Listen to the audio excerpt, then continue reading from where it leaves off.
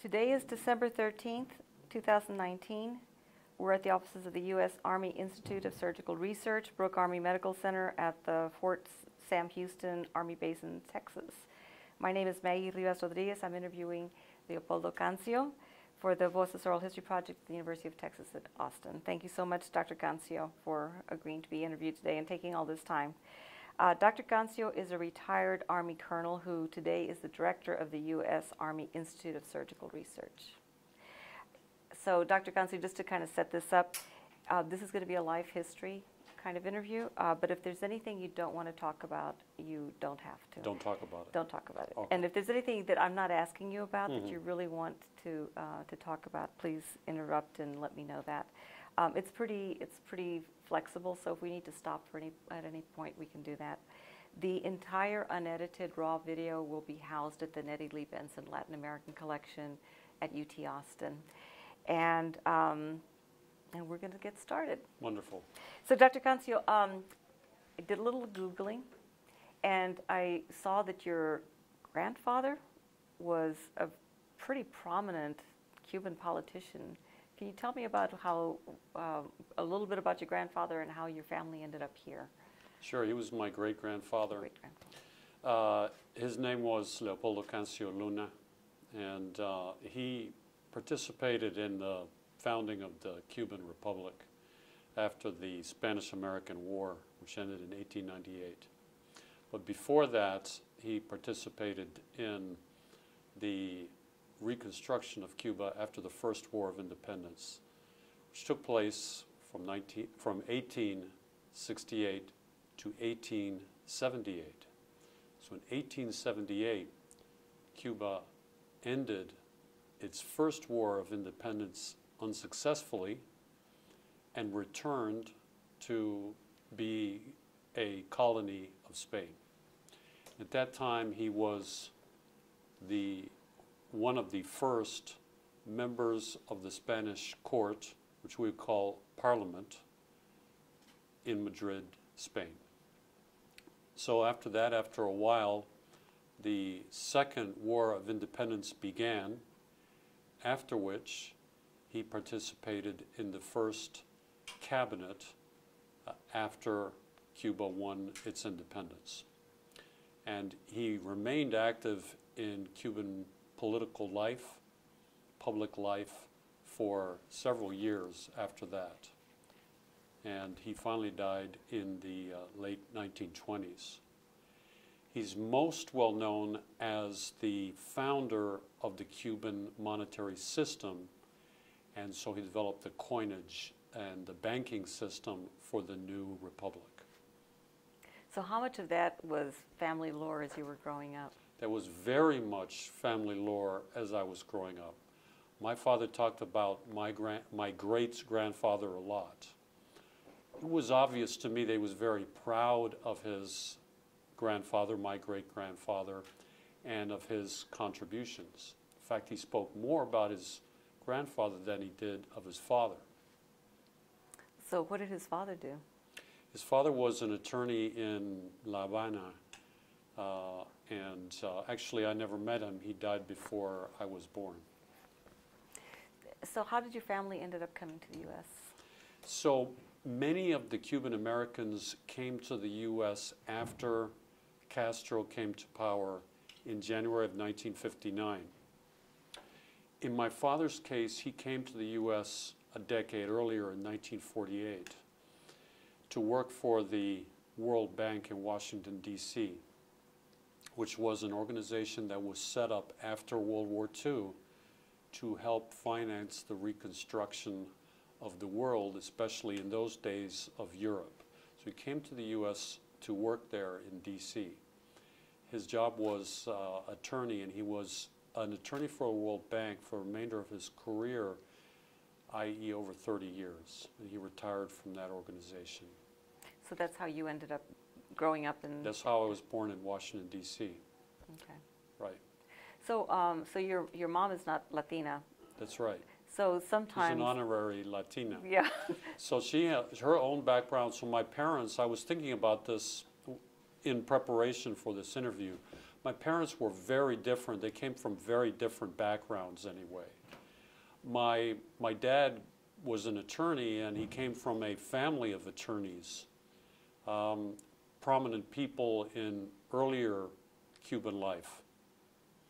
My mother, on the other hand, grew up under poor circumstances on a farm in South Dakota during the Dust Bowl and the Great Depression. And she found her way to Washington, D.C. Via secretary school and did that work in the U.S. State Department and then in the World Bank, which is where she met my father. So she's a little bit, I guess she's about World War II era? Right. Now? Yeah. And she's still alive. Correct. Yeah. She lives independently in D.C. So sometimes when there's marriages within into the Latino community, some of the people that marry in become almost much more culturally aware and culturally committed than people that are born into it, kind of like, you know, people that are converts. Was that the case with your mom? That's very interesting observation. I'd never thought about it that way. My mother lives independently in D.C. in large part because of family support from my Cuban relatives who visit her weekly and help her out, take her shopping and so on and so forth. And so I would say that she's been adopted into that Cuban-American family. And she's an excellent cook. She cooks Cuban food and so on and so forth. So in that respect, yes. Although she doesn't speak Spanish, but a little bit, but she understands a good deal, I think. Did you grow up speaking Spanish? Well, my father had the philosophy that you should only grow up speaking one language. And his mother and my aunt criticized him for not speaking Spanish to his kids growing up. And his point of view was, we're in North America, we should speak English. We should grow up speaking English. By contrast, I don't believe that you need to grow up speaking one language and that you're better off speaking two languages or more. But I believe you're better off speaking two languages. So I disagree with my father's point of view, and I believe that nowadays we understand differently. So I speak Spanish. I speak primarily Spanish to my little kid now. And how did you learn Spanish? Well, when I was 7, he started bringing people over to tutor me in Spanish. So I had lessons in Spanish the whole time I was a little kid. Okay, good. Do you speak other languages? Well, I try to read a little French, and I tried to learn Arabic when I was deployed to Iraq. Okay, so I've heard this story about you, and maybe I don't know if it's true, but there is a story that they tell here at BAVC that one time there was a patient who came in from China. Right. And that they said, oh, Dr. Cancio, you'll be able to communicate with this person because he doesn't speak English, he speaks Right. Mandarin, I suppose. Right. Chinese-speaking only patient, no way to communicate with them. And I said, don't worry. So I spoke a few words in Chinese to him.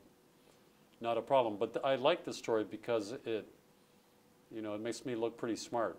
But I did take a semester of Chinese in college. So that's where that comes. But I don't remember much of it. But enough to impress people. Well, it impressed them because Right. they're still talking about it. Right. Okay, so growing up in Washington, D.C., with a name like Leopoldo Cancio, were there, and you went to a Catholic school. For high school, yep. Yeah, so, well, even in elementary and middle school, Right. were there a lot of Spanish surnamed kids? In my high school, yes. Yeah. For sure. Why is that? Why was there? I just think from in the D.C. area, being an international city in many respects, and I think that's why. Okay. Let me just comment for a moment on my first name, Leopoldo. So that's a mouthful, right? And so I had to learn to love my first name, right? So I remember in elementary school, the teacher calling out the names of the people in the classroom on the first day of school, and she, calls out my first name, and I said, yeah, but I'm here, but my friends call me Lee. So you have to get over that if you have a name like Leopoldo. So now you really just use Lee. I do, but Yeah. But Leopoldo's. right. So you, at one point, you went to Amherst College. I did. So why Amherst? Why have any place you could have gone? Why did you go there? Well, I got into some other colleges. I had an idea that I wanted to go to a small college and not in a big city. And I have no idea why I had that in my head. So I wouldn't say it was logical. And my uncle, my Cuban uncle, told my father that that's where I should go. And I respected him, so that's where I went. And you majored in international relations. That's right? right. Why international relations? What were you envisioning for yourself there? I really didn't have any long-term plans for myself. I had thought briefly about going to medical school, but it really hadn't gelled into anything when I was in college.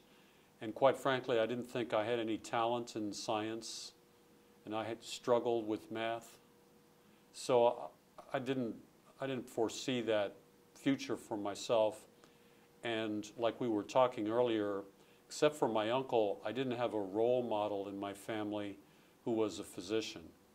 So it wasn't automatic for me to think about that like it was for, I guess some other people who go to medical school. But I did know that I did not want to be a lawyer.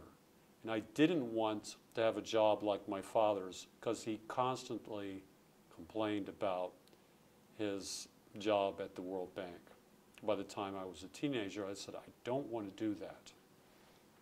So after I graduated from college, and with a degree in international relations, i.e. in, so the thought was that I should go to law school. And he said, well, you need to take the LSAT, and you need to apply to law school. So I said, okay, I'll take the LSAT. I took the LSAT, I didn't study for it, and I did okay. I did okay enough to get into law school, but I had no intention of going. So then when we were driving around that summer after I graduated, he said, you will go, we were in North Carolina, you will go to the admissions center at Duke University, and you will get the course catalog for the law school. And I said, okay, I will get the course catalog for law school. But I had no intention of going to law school, so I didn't go to law school. Right, so the question was, what exactly are you going to do with yourself? And I said, well, I don't know what I'm going to do with myself, and that's okay. Did your father know that you had no intention of going to law school? I'm not sure. I think he was perplexed and somehow worried about my future plans. I did teach high school for a semester. Oh, did you? Back at my old high school, yeah. What did you teach? I taught science. Yeah. Anyway, so I knew I didn't want to go to law school, and then I was in graduate school for a year at Catholic U in Washington, D.C. I had a scholarship. My mentor was someone I'd known from high school. And during that period of time, I felt a little directionless. And I asked the principal for my high school, I'm not really enjoying this graduate school. I think I'm wasting my time doing this. And I'm not sure what to do with myself. And he said, I don't understand why you don't go to medical school. And so therefore I decided to go back and finish my college prerequisites and apply to medical school with no other impetus than he told me that he thought I ought to go to medical school. So was this high school principal where you were teaching? Right. And it's also where you had gone to, right. to high school? Right. Okay. So when I tell this story nowadays, it really doesn't make a whole lot of sense. Because first of all, nowadays, I don't think anyone would take the LSAT simply because Dad told them to. You've got to be kidding. I'm not about to do that. I'm not interested. And you need to get that admissions, you need to get that course catalog from the law school. Well, no, I'm not going to go to law school. I think that'd be the response. If I said that to my kids nowadays, I believe that's the response I would get. Do you think it's a sign of the times, or is it like your family dynamic? It's both a sign of the times and the culture that I grew up in. The culture was that you obeyed your parents. Absolutely. So your principal tells you to you went back, you got So your I found someone else to obey. He says, you go to medical school. So I said, okay. Now I've got a direction. So that's why I went to medical school. So you went to medical school, you graduated in '87, right? Right. And then how did the military part of this equation fit in? So Dad said, when I got into Georgetown Medical School, I was pretty proud of myself. And so I announced it, and Dad replied, I have no idea. I have no idea how you're going to pay for that. I'm not going to pay for it, he said. And I was kind of disappointed. And nowadays I realize, wait a minute. I mean, that's like, at the time, it was one of the most expensive medical schools in the country. So I don't blame him for saying that. But at the time, I was kind of irritated. Because I thought he was going to say, hey, that's great, good job, right? Was he wanted you to be a lawyer, but wouldn't want you to be a doctor? Why is that? I don't know. Interesting. Right. So anyway, but maybe, this was, going to med school was a real change in direction for me. And I think my parents weren't really sure why and I remember my mom saying, I could imagine you being a writer, but a physician? That's not, that's not what you're best at. So you said that you didn't think that you were good at math or science. Right. How did you convince yourself that you were? Or did you? I don't know. I just decided I was going to do it. Convinced myself I could do anything. And I had to work a little bit on my method of studying and on my self-confidence. Mm-hmm. So if you have any tips for getting that self-confidence, I'm sure there's a lot of young people that would benefit from that. Absolutely. So do you? I'm not sure.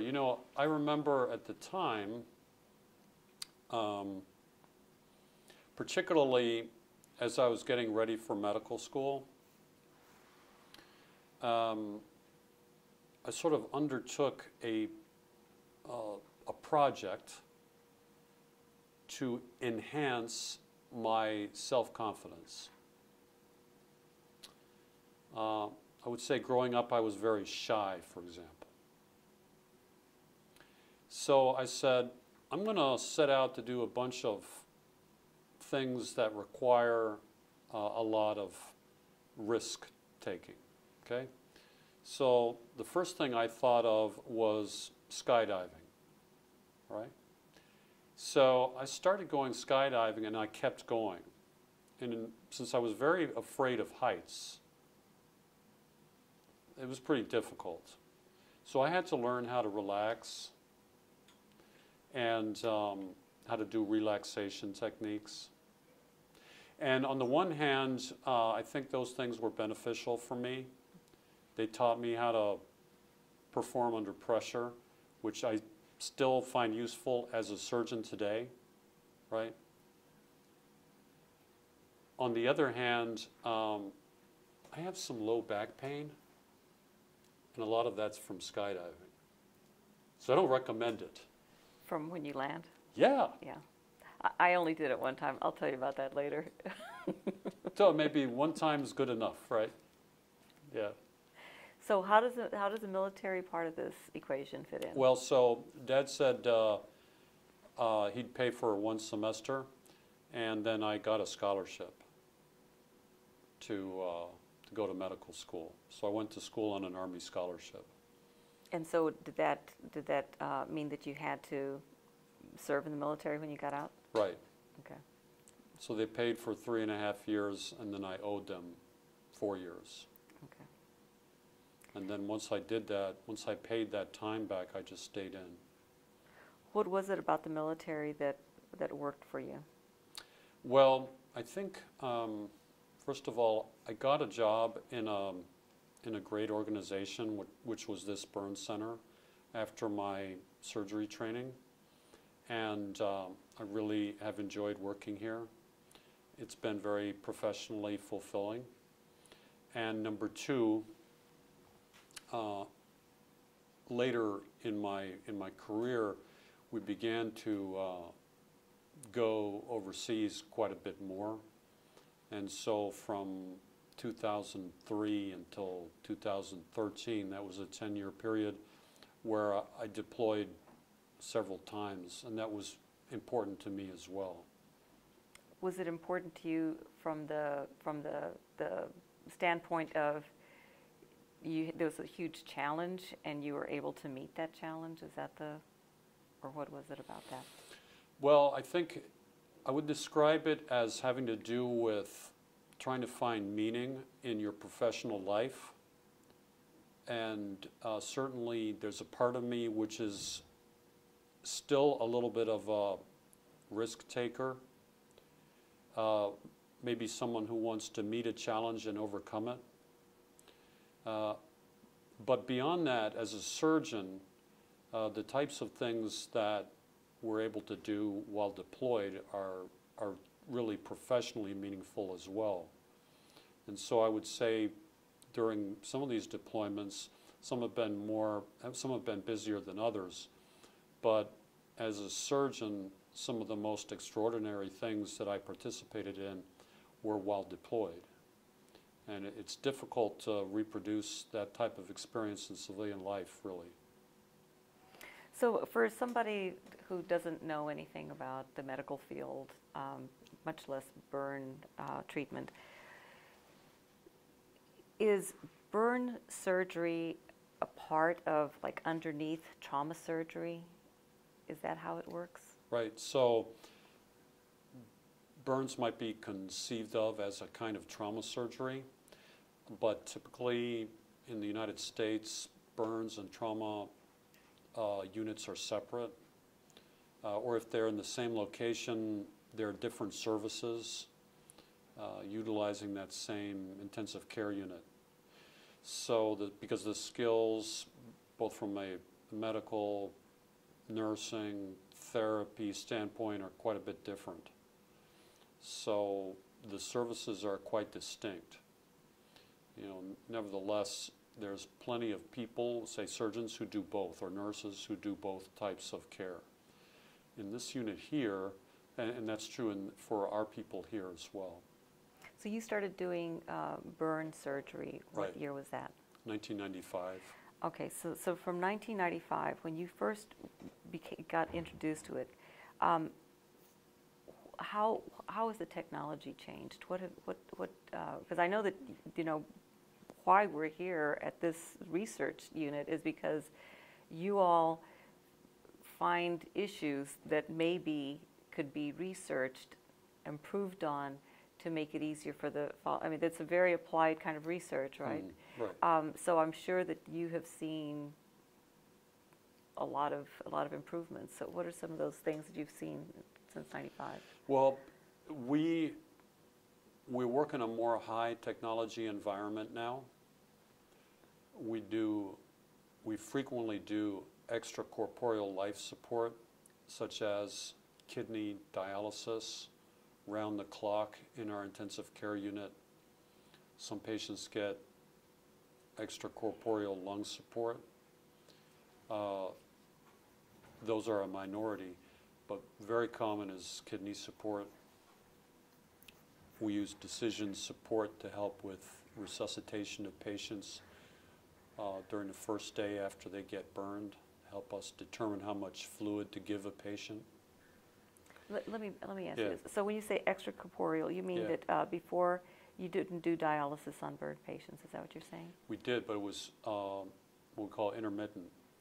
Call a nephrology doctor, have them bring the machine up, plug the patient into the machine, purify the blood, and 2 hours later, you're done.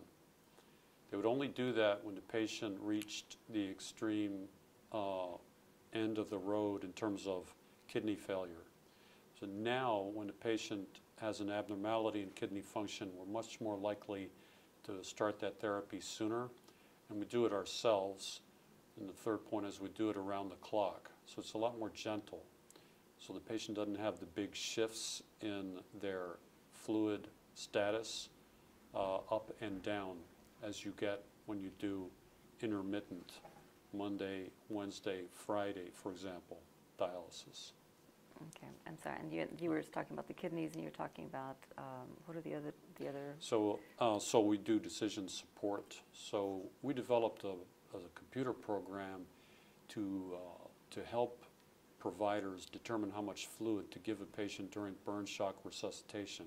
And one of the aspects of patients who sustain a large burn is they require a lot of IV fluids.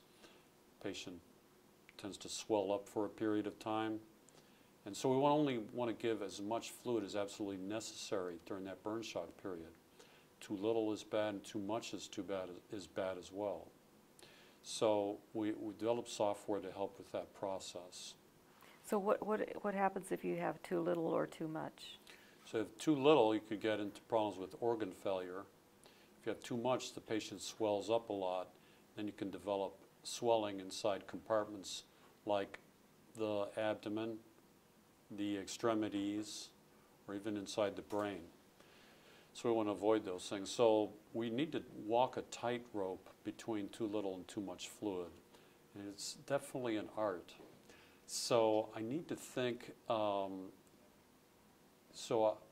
said I'm not very good at math and science, and I don't think that's really true, although I have trouble adding and subtracting. That is true.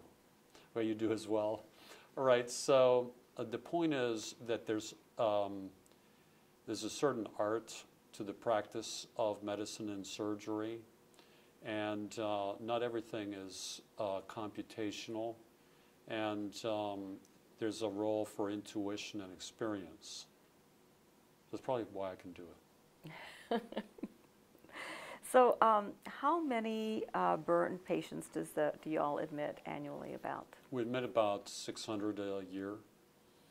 So we're kind of mid-range as a burn center in terms of our patient volume. What would be bigger than you all?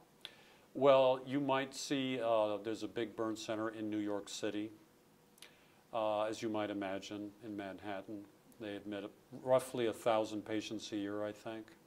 And there's a burn center in Augusta, Georgia, that admits thousands of patients per year from around the region. So it's about 600, and about what is the civilian military breakdown? I'm sure that fluctuates. Exactly, it fluctuates a lot. So right now, we might have one military patient in-house right now. During the peak of war in Iraq and Afghanistan, we had more like 50-50 civilian and military. So our military admissions have really died down over the last several years, really since about 2013. So I want to go back just a second to go back to the changes that you've seen in the years you've been practicing, because I would imagine that there's also, I know that there's a change in some of the material that you use for burn treatment, like you all use now, I know you use, I guess it's always been donor skin, but now there's another kind of temporary skin that you can use. What is that? So in the world of skin healing, skin repair after a major burn injury, I would say that there's not been huge changes over the last 20 years.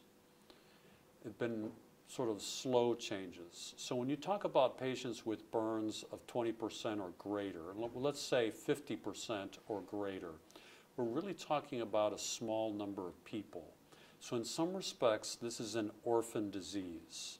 There's not a huge market for taking care of that particular type of patient, the patient with 50% burns and up. So there's not a huge financial incentive for people to develop new technologies in skin repair. There's a lot bigger market for people to develop technologies to take care of patients with diabetic foot ulcers or lower extremity venous stasis ulcers, and this type of thing is a lot more common in the population.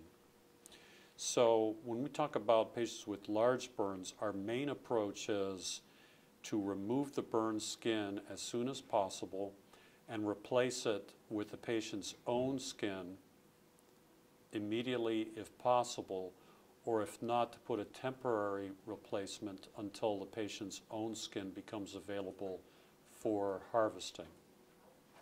And of course, sometimes we have to harvest the patient's own skin over and over again till we're able to completely heal that patient. So it turns out that the best replacement as a temporary covering is skin from organ donors, which is post-mortem skin donors. And the first time that I began to realize the importance of that skin to survival of burn patients, I became an organ donor myself on my driver's license because it's life-saving. So that's an important temporary coverage as well. So what about artificial skins? So there are artificial skins that can serve as a two-layer replacement. So there's something called Integra, and there's also something called BTM, which just came out from Australia. And in this case, we put a covering on the skin, it becomes part of the patient, and then the top layer peels off, and you replace it with the patient's own skin later after it becomes available. So it's a two-stage process. What we really would like to have is skin that's one stage and that's compatible with the patient, and in other words, doesn't get rejected the way skin transplants eventually do get rejected. And that's a huge technological leap. It's to come up with an organ, the skin is an organ, that could be put on a patient and then immediately become a permanent part of that patient. And it's kind of like saying, well, you need a kidney transplant, and we've got a kidney that we can take off a shelf and put into you, and it'll function as if it was part of your body. That's actually I think most people would realize that that's a huge technological leap. Well, the same thing is true of the skin. The skin is an organ too. It's got multiple layers, it has cells in it, and so forth. And so replacing that with something other than the patient's own skin is really a big deal, and we're not quite there yet. How about pig skin? Right, pig skin is good, but it's a temporary covering, and it's not as good as human skin. It's not as good as cadaver skin. Right. Okay.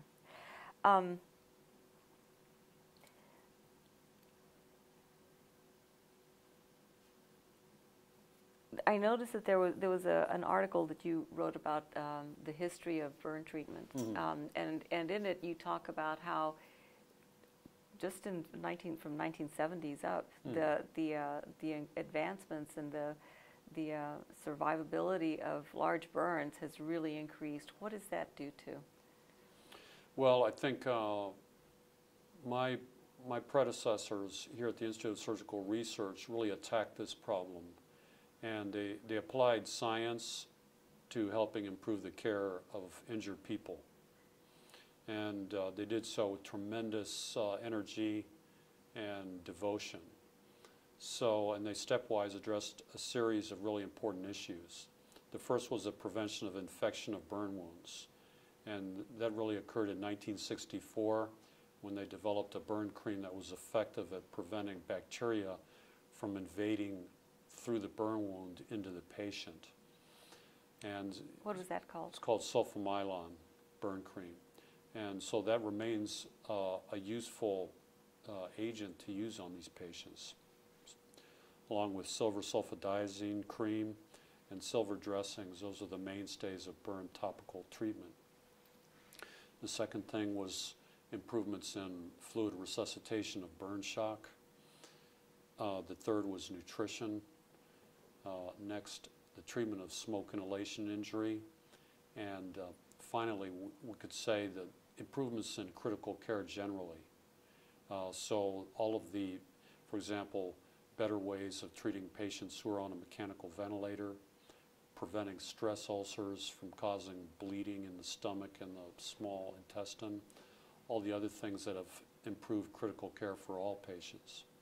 But really, I think a couple of things that people may not realize if they think too much about the technology, technological advances, they may forget about the teamwork, because it's the team that makes all of this happen. And one of the amazing things about burn centers, and our burn center for sure, is how we employ teamwork to take care of these patients. So we have rounds as a team. We discuss care as a team. Everybody on the team has a voice during rounds. In fact, they have to speak up during rounds. They're not allowed to say nothing. Recently, we've reorganized the way that we do team rounds by having the nurse speak first. Originally, the surgery resident or the other resident physician spoke first. Now the nurse speaks first. The nurse needs to speak about his or her concerns, focusing on certain aspects of care like pain and the mental state of the patient, to bring some of those issues to the forefront. Anyway, teamwork and how to improve team communication really are the key to making all of this work. And the technology provides the tools, but the team employs it. So the mental state, how does that figure into the healing process? Well, oftentimes we talk about the importance of psychological well-being in the healing of the patient. And it's a little difficult to really quantify that or prove it during the early phases of care. But as that patient gets to the point where they do more and more rehab, the psychological well-being of that patient really becomes paramount, because it's the patient who has to do the rehab. We can do the surgery, but we can't get the patient out of the bed, right? And the therapist can get the patient out of the bed, but the therapist can't really get the patient to walk. I do an awful good job of encouraging the patient to walk, incentivizing the patient to walk, but the patient has to do it. So that's where psychological state of that patient is so critical. So we know for a fact that burn survivors have a high rate of post-traumatic stress disorder, and they also have a high rate of anxiety and depression.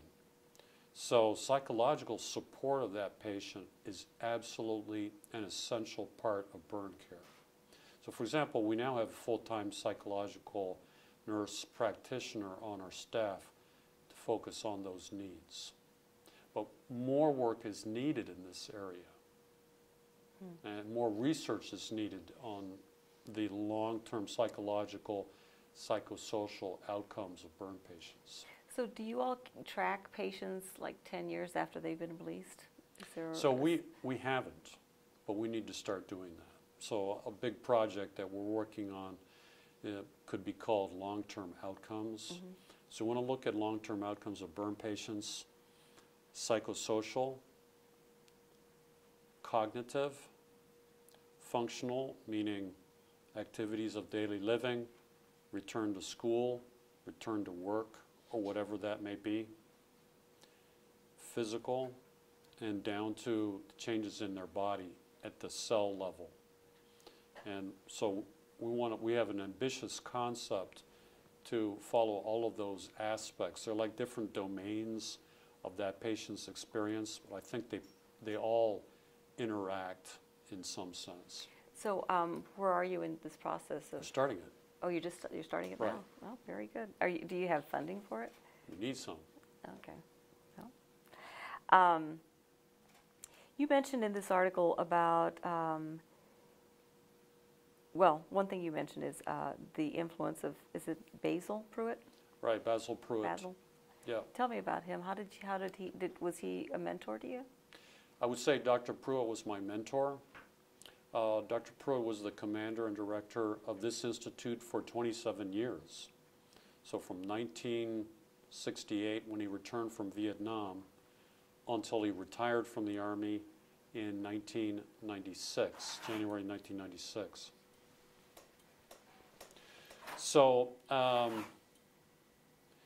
Dr. Pruitt really was the individual who, more than anybody, put burn care on a strong scientific foundation and led a lot of those changes in burn care that we were talking about. And what he was able to do is put together a team of scientists and clinicians to tackle all of these complex problems. He did so systematically, moving through each of these issues and then documenting the impact on care and on outcomes. So you must have known him pretty well. You've probably worked with him just about every day.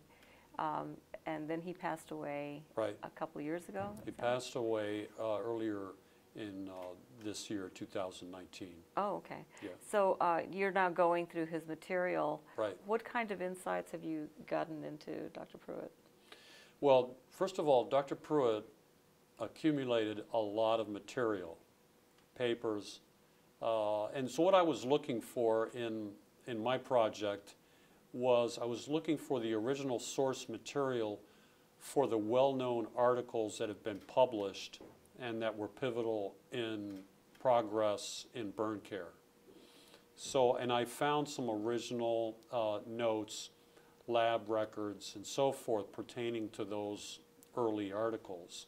And that's really what I was looking for to preserve. But more than that, I kind of got a feeling for his work ethic, his involvement. A lot of the correspondence that I found had to do with his involvement in professional societies. He was intensely involved in many surgical societies. He was the president of about 12 or 13. So to be the president of one of these surgical societies, you can't just walk in or get invited to be the president or get elected from the membership. You have to participate over a period of years in different tasks and function, roles in those societies before you would be considered to be president. And in several of them, you have to be respected as a researcher or as a contributor, a leader in the field. So the amount of effort and work embodied in those leadership roles is stunning. And it's all reflected in a lot of correspondence, copies of letters and so forth, which of course we don't have nowadays because we send a lot of emails, right? But he's got it in boxes. So I've been going through all of that stuff. So what kind of character was he? Dr. Pruitt was extremely hardworking. He was very articulate. He had enormous attention to detail. He was both a clinician and a scientist, and that type of person is rare to find. He was a clinician in that if he was in town, and he traveled a lot, but if he was in town, he rounded in the burn unit every single day. Every single day means 7 days a week. I've had the experience of his coming back from a trip out of town. In the middle of the night, he wanted to go on rounds. This type of thing is unheard of nowadays, at least in my experience. Dr. Pruitt was very astute. He was very well read. We had a library here at the Institute of Surgical Research, and we subscribed to about 100 medical journals, and they would arrive in these plastic dairy cartons. And every week the sergeant would take them to his desk and give them to him to read. And then you'd take a little form and he'd staple to the cover of the journal the articles that he wanted reprints of. And then he'd initial them, so you know that at least he'd looked at the contents and probably the abstracts of all 100 journals every single month, which is pretty remarkable. And then he would come on rounds. And if you were a lab scientist assigned to this institute, you had to participate in weekly rounds that took place on Saturday. And they take place Saturday, 8 a.m. They go till about 10 or so. And during those bedside rounds, he would quiz people on different aspects of the patient care, but he would bring information from the week's journal readings into the rounds. So if you were smart, you'd look at those journals the moment they hit the library, and you'd see which articles he'd requested reprints of, and you'd look at those, and sometimes that gives you a leg up on Saturday rounds. Well, the day that Dr. Pruitt retired, next Saturday rounds were canceled, and they didn't recur on Saturday. All right, so they weren't popular, but they were unique. And that's the sort of extra effort, I think, that made this organization so productive during those Pruitt years. Those of us who've come on after Dr. Pruitt, I think, have strived to maintain and reproduce some of that. How are you different from Dr. Pruitt? Well, I'm not Dr. Pruitt. I'm not as hardworking as he is. I would say I probably have a little more work-life balance. I probably get a little more sleep than he did. I think he's one of these genius types who didn't sleep much.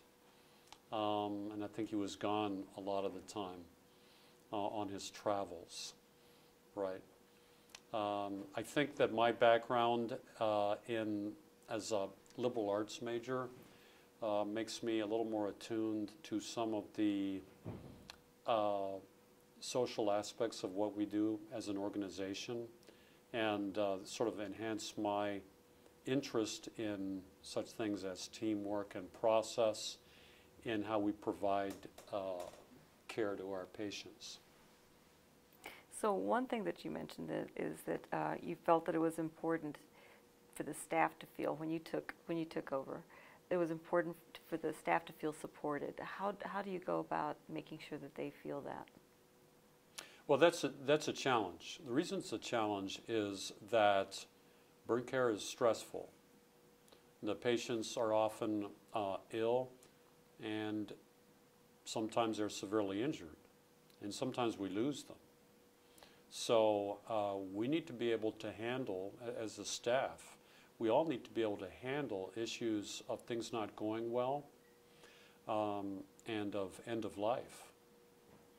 So for example, a young person, right, with an 80% burn has a 50-50 chance of making it.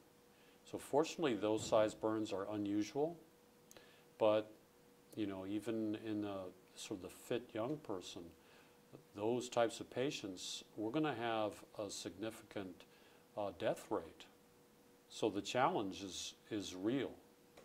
I think, first of all, that our staff are resilient in that they choose to be here.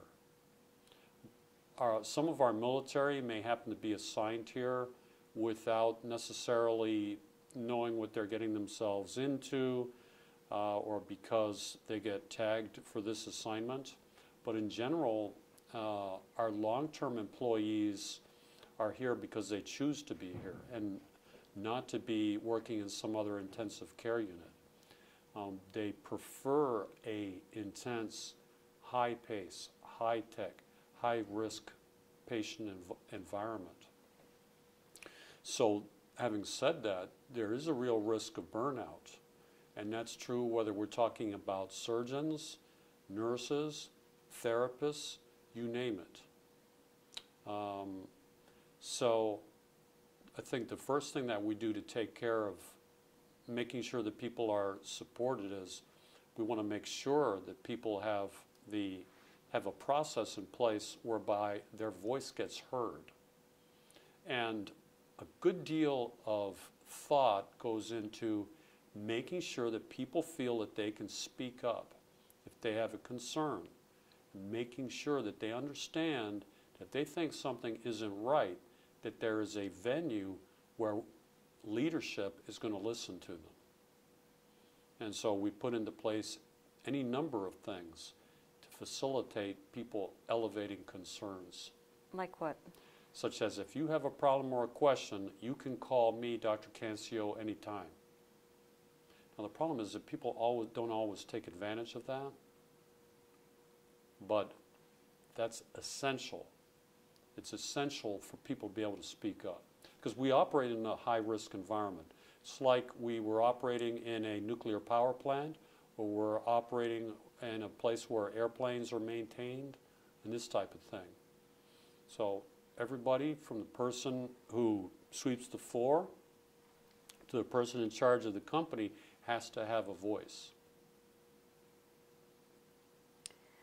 You talked in the bio that I read about an emotional intelligence among the staff here. Mm-hmm. What do you mean by the emotional intelligence as it pertains to this, this care? Well, I think there's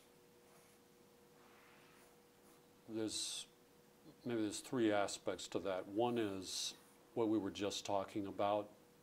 I need to be attuned to the emotional experience of the people who work here. In my own role, I have to, when people come to me with a concern, I need to be capable of receiving that information and being supportive of that individual, right? And so I need to sign on for and be willing to perform a mentoring role for whoever works here who has an issue. I also need to avoid taking sides when conflict occurs, as inevitably it does in any organization. Secondly, I need to understand my own reaction to some of the high-stress things that occur in this environment. Much of the psychological work that people need to do when working in this environment. So I've got work that I do that's, in my case, surgery or management, or maybe I'm a nurse, maybe I'm a housekeeper, whatever it might be.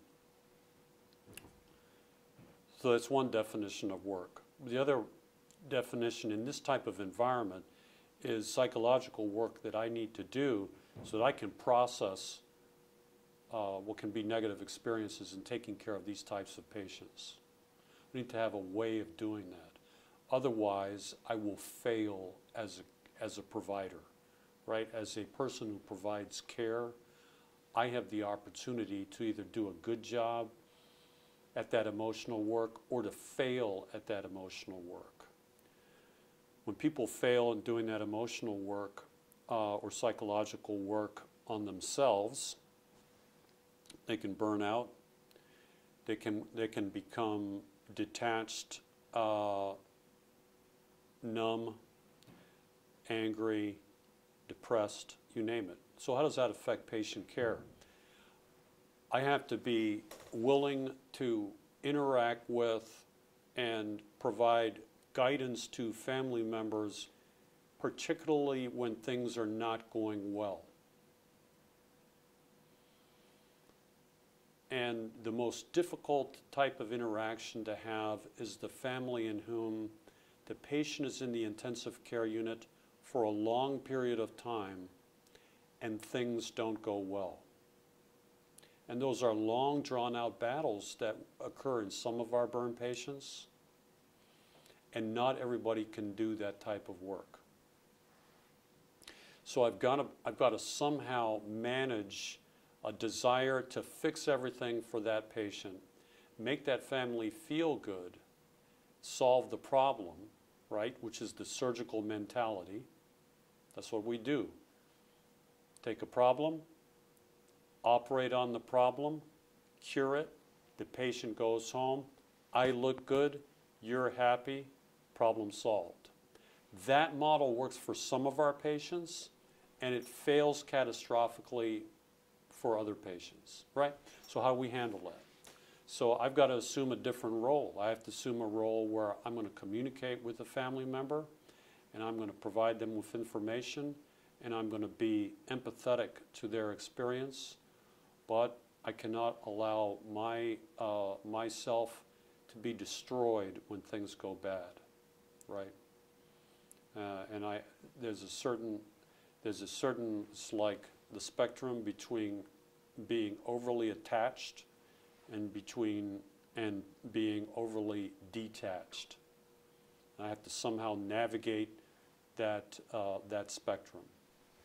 And that has to be, in my view, we have to achieve that if we're going to be successful in this job over the long haul.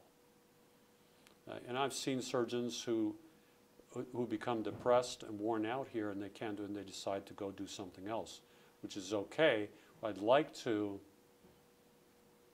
and I'm not sure how to do it. I'm not sure how to teach people how to do that. I just don't know. I do believe that if people are going to be successful in the jobs that we do, in the different professions in the burn center, we have to be able to do that.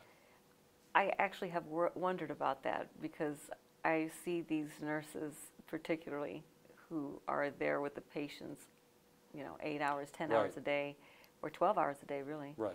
And they see families that are just desperate. Right. And how they maintain, being positive and not get sucked into it is, I guess they figure out how to do it, but. Right. Yeah. So, so much more so the nurse or the therapist who has to spend, as you say, hours or all shift, day in and day out with that patient. Now, the surgeon job is a little different. I sign up to take care of that patient for the entirety of the hospital stay. That's at least the way we run things here. I sign up to, at least, I'm most involved in the intensive care unit phase of care. But my job is to get you better and get you out of the hospital in one piece. So when that doesn't happen, the temptation is for me to blame myself. So so each profession has its own specific challenges. Now take the nurse issue, for example. They don't have a lot of control over the decision-making process in patient care. So to some extent, they may suffer from being on the helpless side of things. Patient's sick, doctor decides, I execute, it doesn't work. So therein lies an important aspect of providing those people with the voice to be heard and participate in the decision-making process. By the way, not all doctors are comfortable with that shared decision-making process, and they have to get used to it. If they work here. Yes, they do. And that happened just the other day. Someone says, oh, now I see what kind of place I'm working at, was the doctor speaking. And what he meant was, where nurses can question what the doctors have to say. And I said, well, welcome. That you are absolutely correct. We do things differently here because we have to. So we have to both from we need information, right? But we also need to support each other. So so we talked about I need to be attuned to someone else's. I need to understand the emotions of my teammates. I need to understand my own emotional response to things. And finally, I have to understand the process that my patient is going through. Now, the bottom line is that we surgeons are not psychiatrists, and we go into surgery maybe because we'd rather do stuff than talk to people for a long period of time. So we admit that. On the other hand, if I don't understand something about what the patient is going through, I'll probably be ineffective. And it's not to say that there's not surgeons who have absolutely no interest at all in this area. But I think they're going to there's a risk of making mistakes. Now, one conversation I remember with one of the physical therapists was that they're since coming to the burn center, they've really changed how they live their own lives. Is that right? They're very careful about cooking and making sure there's a lid next to if they're frying something. And has any of this happened in your life?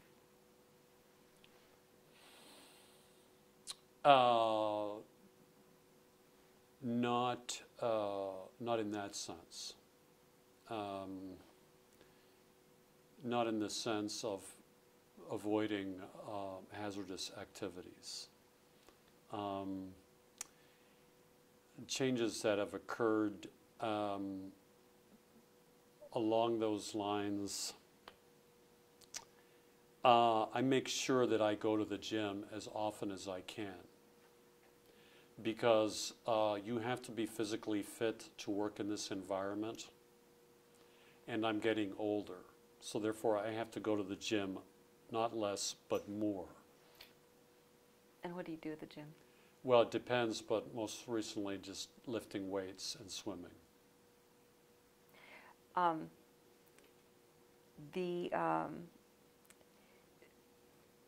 I know, let me just ask, this is kind of a deviation, but scuba diving, how did you end up in scuba diving? Well, you know, so I started when I was in medical school doing skydiving, and then that didn't, you can't do that forever.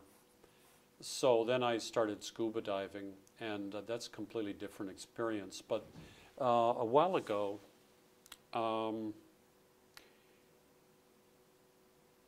I decided, well, let me, this open water scuba diving is getting kind of boring, because it's just water and sea life. But this coral cave here looks kind of interesting. So I came back from that trip to the Caribbean, and I signed up for a course in cave diving in Florida. So I took 2 courses in cave diving in Florida when I was still in surgery training. It was about 1992. And then that's something where, that's a skill that you want to keep up if you're going to do it. You don't want to do it just like once every 2 or 3 years, because it's a little bit more hazardous. So then a few years ago, my wife said, I'd like to go scuba diving. And I said, well, you know, I've been scuba diving to the Caribbean, and it's kind of boring. So instead of going scuba diving in the Caribbean, let's go cave diving. And to my surprise, she said, okay, sure, let's do that. So that was around 2000 and, it could be 2011. Anyway, we intermittently have been doing that since. So when you enter into that environment, be it deep scuba diving or in a cave or in a wreck or some other riskier environment, you really have to be, you have to focus on your skills. You have to do a lot of training so that your skills are perfect. You have to practice your teamwork procedures. You have to practice your response to emergency situations.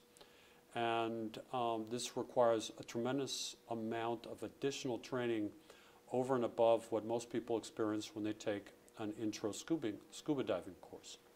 So all of those things have been interesting to me because they've taught me things that I've thought about when I come back to work here, about teams and teamwork and emergency procedures, use of checklists, how to communicate under stress, and so forth.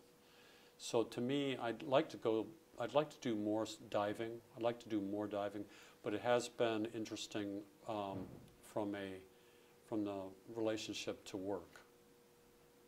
It seems like a lot you relate back to what you do here. Yes. A lot in your life. Mm-hmm. Yeah. So the conditions, I understand that when you're in surgery, the conditions are such that the temperature has to be kept very, very warm in there. Can you tell us just a little bit about that? Right. So burn patients lose the ability to control their body temperature, so they can become cold. And particularly when they're in the operating room, the whole body may be exposed, and also the patient is receiving anesthesia, which causes blood flow to go out to the skin, and the blood vessels dilate, so that there's that change going on as well. And then finally, the natural reflexes that the body has to control temperature are affected by anesthesia. So bottom line, those patients become cold in the operating room. And so we have to counteract that by turning up the room temperature. The hottest we've had it in our OR is about 103 Fahrenheit. Most of our patients, we manage them at a room temperature about 90 Fahrenheit. And meanwhile, we've got hot lights on and we've got surgical garb on. So we tend to get dehydrated in there. So the maximum amount of time I can last operating in a hot environment like that is about 2 hours. And I have to take a break. I take all my stuff off and drink some water or some Gatorade and then go back in there. So we have to rotate out a little bit.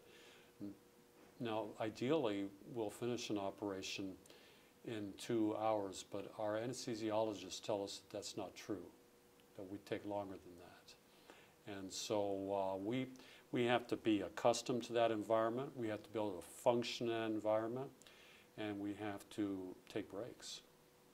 So what is the longest operation that you've done? Oh, about 8 hours in there, and that's too much. Yeah. Yeah. Have you had anyone in your personal life burned? No. Can you just tell me just a little bit about some of the work that you all do is not just here, but you also travel to other places where there's been big explosions or some kind of. What does it? I read that article that you wrote about what happened in Guam, where what is that? Can anyone? If something happens in Mexico, can they just call y'all and say we need some help? We just had this gas line explosion or something? Right. So soon after this burn center was set up, which was our organization began in 1947, and we became a burn unit in 1949. In 1951, they said, we've got airplanes nowadays that can move people. Let's try moving sick people.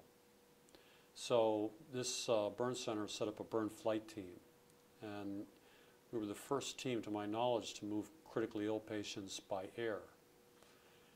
So since then, this burn flight team has been in existence and has traveled around the world to move patients, typically from other places to this burn center, sometimes to other places for care. So for example, during the wars in Iraq and Afghanistan, we moved over 300 patients from Landstuhl, Germany, from a hospital there to this burn center for definitive care. In an earlier era, we were also the service for moving burn patients from South Texas to the burn center, so we provide a civilian service as well. Now, nowadays we don't do that, basically because we've got a civilian service in the region as well. If there's an accident overseas and it involves U.S. military people, then we can go get them. If it involves civilians or members of another military, then it's a lot more difficult because the U.S. State Department has to ask the U.S. Department of Defense to give us permission and orders to go respond to that event. So we have done it, but it's been less common. So for example, the event that you mentioned in Guam involved mainly Korean civilians who were in an airplane that crashed on the island of Guam en route to vacation on that island. So those patients were hospitalized. Some of them were hospitalized at the U.S. Navy Hospital on Guam, and others were hospitalized in a civilian hospital on Guam. So we were asked to go over there, and then the Korean government asked the U.S. government for help, and we ended up bringing 4 of those patients back to the United States. That was an unusual event because it involved that international cooperation. We've been to Paraguay, Peru, Guyana, South America, probably some other places I haven't recalled. So they're unusual missions, but they're interesting missions. We went to Honduras, Guatemala, Mexico less so. Is it possible for y'all to just go down there and help them, as you know, at the very beginning when a major explosion or a major? We cannot. We'd like to. If we could, we would. Yeah. Yeah. But since we're a military organization, we require orders, whereas a civilian charity like the Shriners Institute is much more flexible from that standpoint. Oh, I see. Right. Now, recently there was a volcano eruption. Yeah, New Zealand. Well, there was the one in New Zealand. There was one in Guatemala within the last year. So we went down there. We transported pediatric patients from a hospital there to the Shriners Institute in Galveston, Texas. So that was an interesting international event. So why can you all not treat pediatric patients here? So we used to treat pediatric patients, and then circa 1997, all of the pediatric services at this hospital were moved to the other military hospital in San Antonio, which is Wilford Hall, down on the other side of town. So we had no additional support here in this building. So at that time, the children started going over to university, and that's been the case since. So we would like to resume taking care of kids here, although the future of pediatric care at this hospital is again under review as the military looks at healthcare generally speaking, with a transition from the Army running this hospital to the Department of Defense running this hospital. Interesting.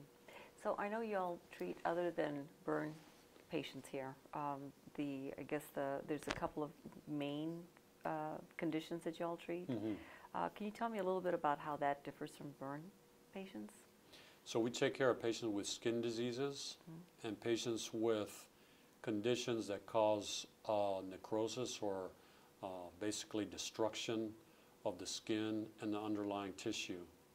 So some of those skin diseases that we treat involve reactions to drugs that are more severe than a rash and cause a blistering of large areas of the body. And in terms of the diseases that cause destruction of the skin and the underlying tissue, that's commonly referred to as a flesh-eating bug infection. So we treat those as well. The reason we treat these basically is because we have large areas of the surface of the body that need treatment, and sometimes they need skin grafting. And really it's the multidisciplinary team, the nursing care and so forth that's so important for caring for those patients. So is it basically the same things that you would be doing for a burn patient, you just applied that to Exactly. patients? Okay. So if there's a young person out there who's thinking about what their future might be, what does it take to be a trauma surgeon? Well, it takes, you've got to study hard and try to get good grades. You really should try to get experience in taking care of sick or injured people. So for example, before I went to medical school, I volunteered. I volunteered in a hospital, emergency department, and I also volunteered in the rescue squad in Maryland. So I got some experience. I wouldn't say I was real good at what I was doing, but I got some hands-on experience. And that's available to people, you know, even before they go to college. So, and then of course we need to study science to get into health professions. You should study science in college. You should try to go to the best college you can get into. But beyond science, we need people in surgery who have an appreciation for art, literature, psychology, all those non-scientific aspects. Well, I guess psychology is supposed to be a science, but all of those softer sides of human knowledge. Too many people make the mistake. In my view, it's a mistake. It may not be a mistake, but too many people major in biology when I think they should major in something like what I studied: history, poetry, etc. Some people study engineering. Now, they've got real skills, right? Anyway, think about diversity, right, in your education, breadth of experience. Too many people nowadays, I believe, are trying to focus in on job-oriented skill training when they're in college. That's a good idea. However, if you're going to be a surgeon, you need to have some breadth of experience.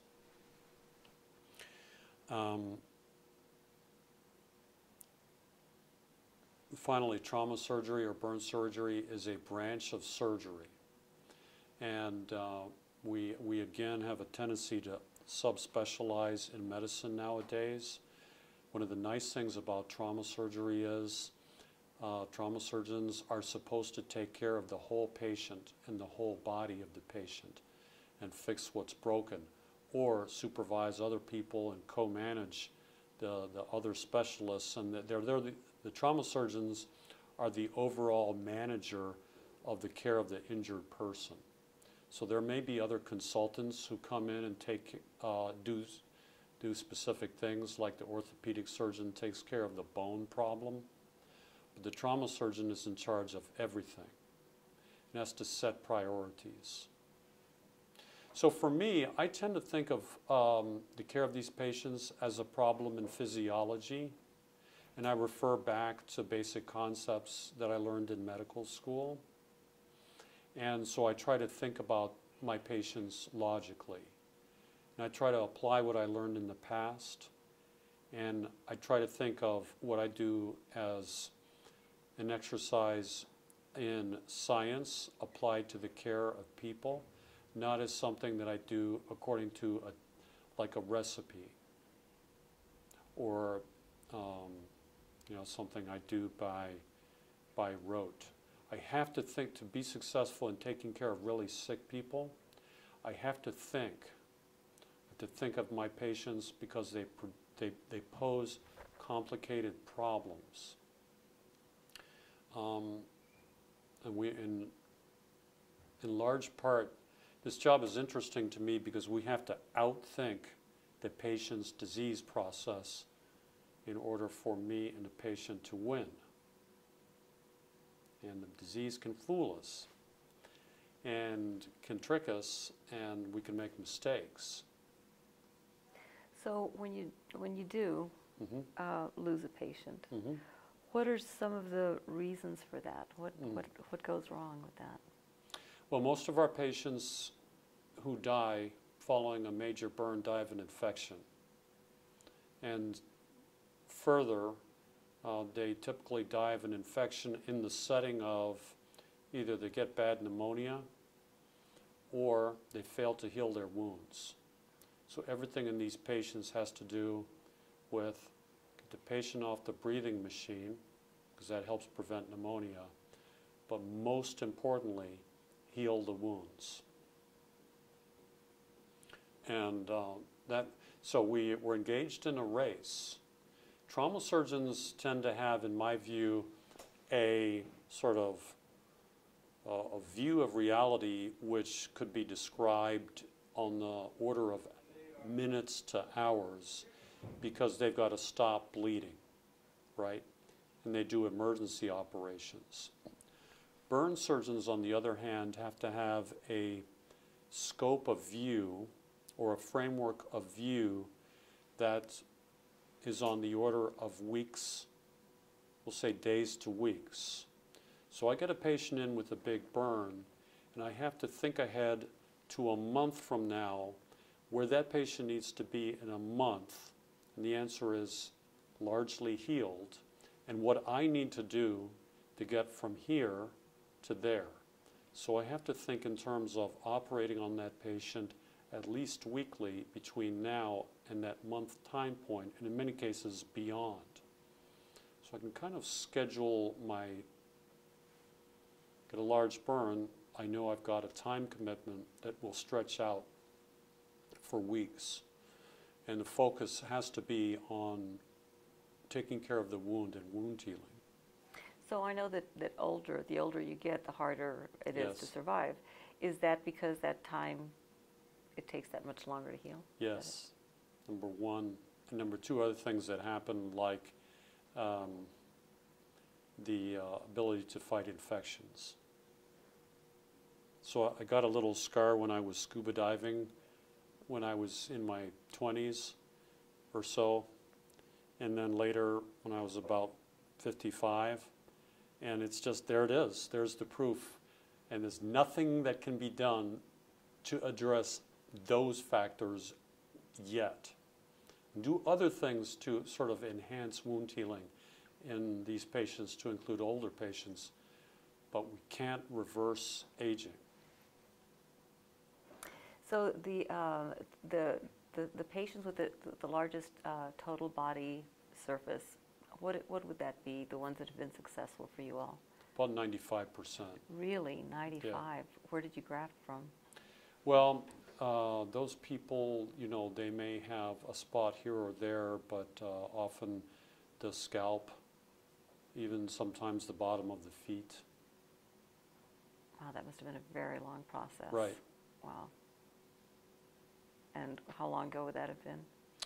We had a patient like that from the early part of the war. Oh my gosh. Yeah. That's almost a miracle kind of thing. Yeah, absolutely. Yeah, you know, the thing is, interestingly, there's some people who heal better than others. There's some people in whom grafts work better than in others. You know, aside from age-related factors, there's genetic factors as well. But we just don't understand them. Okay. Is there anything that I haven't asked you about that I should have that you want to talk about? And do y'all have any questions? Did you have some? Maybe yes. Oh, a little bit about your experience in Iraq. Because you were in Iraq and Afghanistan, right? Right. So, and I read a little bit about that. I guess there were, it's mostly explosions, right? And mostly the explosive devices. Right, so I was in Iraq 4 times. Right. Desert Storm, 1990, 91. I was with the 82nd Airborne Division at that time. And I wasn't a surgeon, I was a medical doctor though. And a lot of what we did during that was training before the war. The war itself wasn't all that busy for us. Then I went back in 2003. At that time we did training of units in burn care right before the war started. And then I stayed on. My job at that time was we had a new dressing. It contained a clotting agent. When you applied it to a wound, it formed a great clot. So it was a dressing that, you know, didn't just close or cover the wound, it stopped bleeding. So, but it wasn't approved by the FDA. So it had to be provided, and it was provided there to Special Forces troops only, under the supervision of the FDA. So I went over there as the person in the theater of operations in charge of that study. Then, in 2005, I went back. At that time, I was a deputy commander of the hospital in Baghdad. And I also was working as a trauma and burn surgeon. There is nothing to compare to that experience of being a surgeon or any kind of healthcare professional in a busy hospital in a combat zone. like that. The day I arrived there in 2005, I'd been traveling for 72 straight hours or so. I walked into the office of the person I was going to replace, put my duffel bags down, and I was exhausted from travel, right? And we talked for a while, and he said, well, why don't you go take a nap? I said, good idea. And at that time, his radio went off, and they reported there were 40 casualties incoming to the emergency department from the battlefield. And he said, let's go take a look.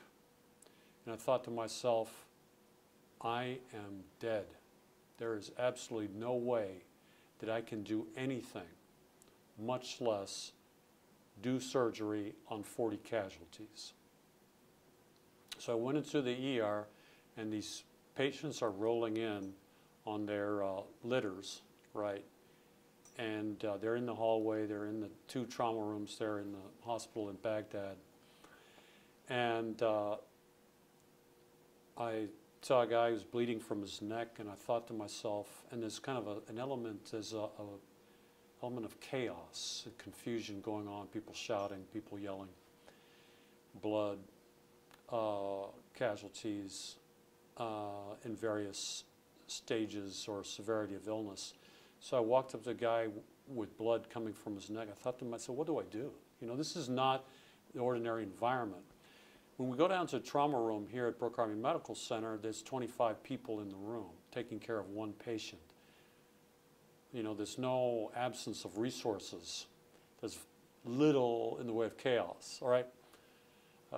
If anything, there's too many people, right? What do I do now? So I thought to myself, I had the thought that came into my head, be a combat medic. First, stop the bleeding. Get a gauze, put it on the guy's neck. Go from there. And that was my initiation into combat surgery. Then I realized, well, actually, although it appears chaotic, a lot of these people seem to know what they're doing. And stuff is happening. I don't have to worry about this so much. And I was able to take a nap. By the next morning, at morning report, it was as if there had been a blip on the screen. Those 40 casualties had been processed. They'd been operated on. They'd been moved through the system. Some of them had been moved on to another place. And we were going along business as usual.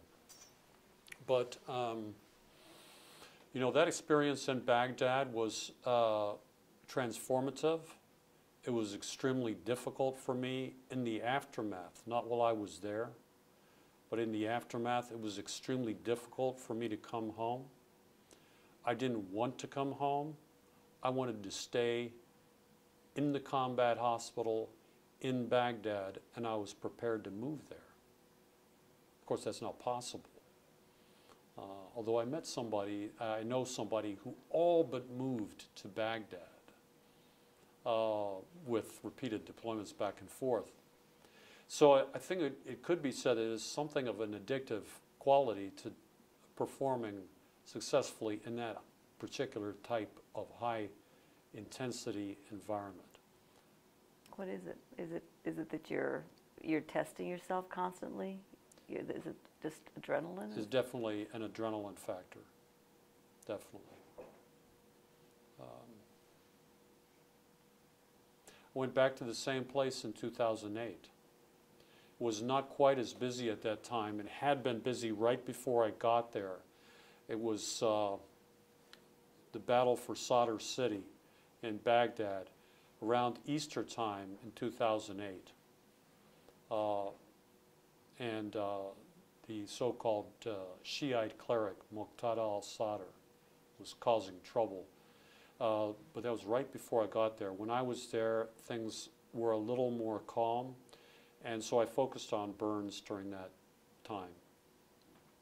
So on that occasion, so previous on my 2005 deployment, I said I need to take care of some of these burn people. And I figured out how to do it by myself with the help of a couple of other people. 2008, I realized I also exhausted myself. If I'm going to do this again, I need a team. I appreciated the team that I have here at the Burn Center. So if I'm going to do this again, I need to build a team. So I got there in 2008, and I said, I am putting together a burn team. I'm looking for volunteers. I will provide training and other special benefits. What those are, I don't know. Right? You know, but we will form a team. So we provided some instruction.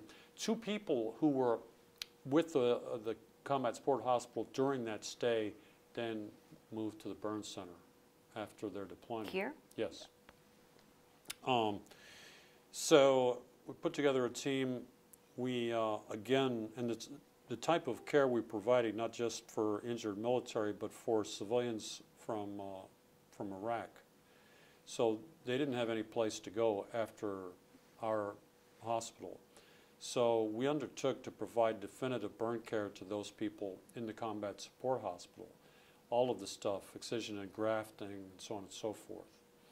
So, so in 2008, we started doing that again. I lost a 4-year-old kid. So that 4-year-old kid who came in, we did grafting, extensive, you know, half the body, and then patient died a few days after surgery of a massive infection. And I decided, I can't do this here. It's not the same. The environment is not, you know, the physical plant is not the same. The cleanliness, we can't achieve the same thing. We just don't, we're doing our best. We don't have the resources. So we teamed up with the Shriners Institute from Boston, and we figured out how to transport these people from Baghdad to Kuwait. When they got to Kuwait, we put them on United Airlines in coach class and sent them to Boston. So I had a patient.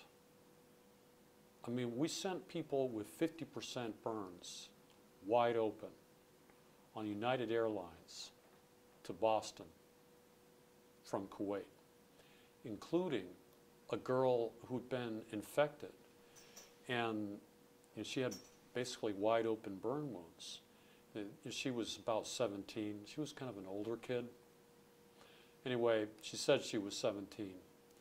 And so she traveled with one of those black robes on that they use in the Muslim countries with her next of kin. And all of a sudden we got word that she had stopped in Dulles Airport in Virginia and had gone to the ER. They called EMS, and I'm thinking, well, you know, what happened? What went wrong? Well, they noticed that her Foley bag was full of urine, and they didn't know how to drain it. So they called 911. I said, if that's the only problem that she had, and that was the only problem we had during about 9 patients that we sent over there, then we're lucky, and we were lucky. We're very lucky. Did they all make it? They all made it. So that was a huge effort in 2008. I've actually heard from the nurses and the therapists some other cases of, I think there was a woman who was from Lebanon, who was American but had been visiting there. Water heater explodes, and she flew. Her husband ended up flying her commercially. Do you remember some of these cases of people that have gone to great lengths to try to get their loved ones here? I don't remember that case. It kind of rings a bell. But we have had some people go to considerable lengths to get here. That's true. Yeah, just flying commercial, it seems like that the possibility of infection would be so high. Yeah. Do some of your patients come back to say thank you afterwards? A few do, yeah. That's not been a big aspect of my life. I appreciate thank you notes. It seems like I don't get a whole lot. And I'm okay with that. Because if I can get the patient out of the ICU and well on towards leaving the hospital, that's satisfaction enough. Yeah. But we are doing more work with our survivors than we did before. And we've set up a program. It's called SOAR. And it's in collaboration with a charity called the Phoenix Society. And SOAR really has to do with encouraging fellow burn survivors to provide mutual support. Is there anything that I haven't asked you that I should have asked you, or anything you want to talk about that we didn't? Yes, I would like to mention something Yes. that you didn't find from Google, because it'd be harder to find, is that my dad found this out. My dad, I thought that maybe the experience of being basically in exile from his home country, and I don't know how much that, many Cuban Americans experience that pretty intensely, right? Because they can't go back there. Or if they do, it's not the same. Anyway, I always thought that he sought some kind of connection with the past. Like we mentioned, he talked about his grandfather, my great-grandfather, a lot. But then he started doing genealogy research. And so he found that the first Cancio in America was in 1595. If you go to the San Juan, Puerto Rico, you go to the castle there, you'll find mention of him. So he defeated Sir Francis Drake when he attacked the island. He was in charge of the artillery battery that got rid of those English pirates.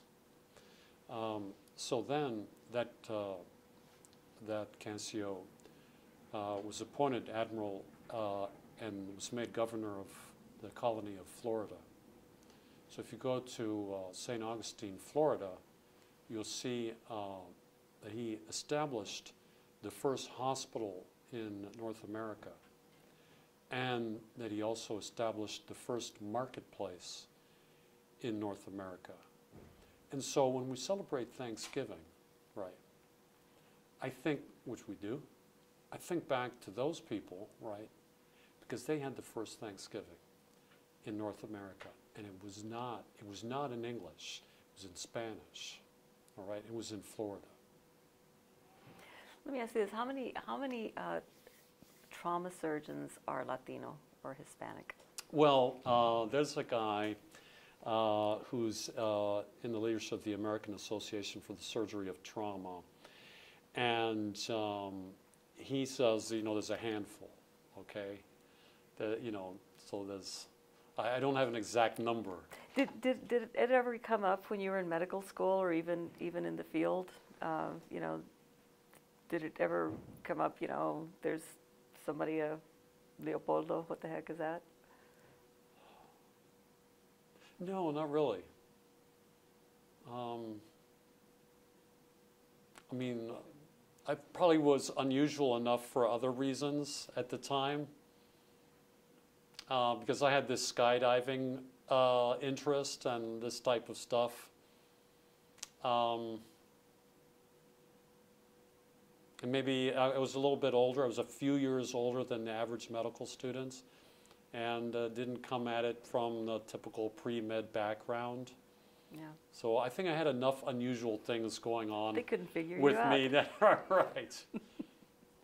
Well, thank you. Is there anything else that we should? No, ma'am. Thank you. Okay. Thank you so much. Greatly appreciate it. Oh, thank you.